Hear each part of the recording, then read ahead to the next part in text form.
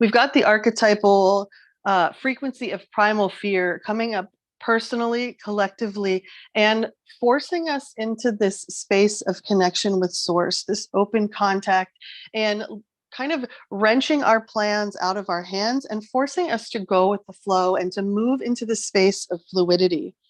And in our present moment, we are bringing forth the frequencies of fusion and magic. We're moving through a deeply polarized dramatic healing in which polarities fuse together to create a powerful energy that fuels our transformation.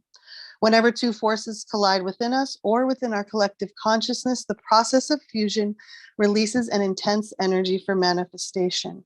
So, once again, Spirit reminding us that in this surrender, this process of fusion, of bringing these seemingly polarized elements together, we are creating an intense energy for transformation and manifestation.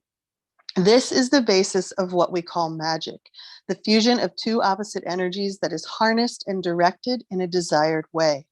It is important to embrace both our shadow and our light sides within us so that we have the quantum charge or the divine spark necessary to create magical transformation in our own lives and the world around us. And if you've ever been around a person who is tuned into that divine spark or that quantum charge, whether they know it or not, you will feel the electricity in the room. You will feel the magical transformation that takes place just being in these presence, these what we might call people with gravitas or great charisma, but those that are coming from an authentic and true place.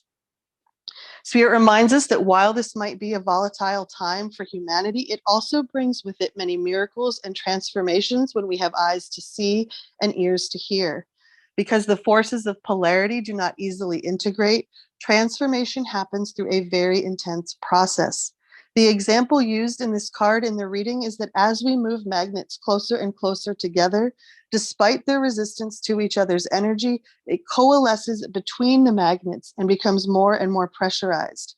If the force that brings the magnets together surpasses the resistance, the energy created by the pressure initiates a type of fusion that collapses resistance, reverses poles, and suddenly creates rapid integration. This type of integration cannot be forced or controlled, but usually happens during a time of great resistance. So we are asked, what are we resisting within our own reality? We may be forced to surrender to the powerful force of energy, which is guiding this greater transformation. And we're also encouraged to notice any places where we might be in resistance to this change and growth. And if we continue to resist, we may find a lot of intense energy and chaos around us before this transformation can occur. So, once again, letting go and following the flow, even if we think it may be taking us somewhere that we do not want to go, we're encouraged to trust that it is, in fact, taking us exactly where we need to go and to trust this wisdom of the universe.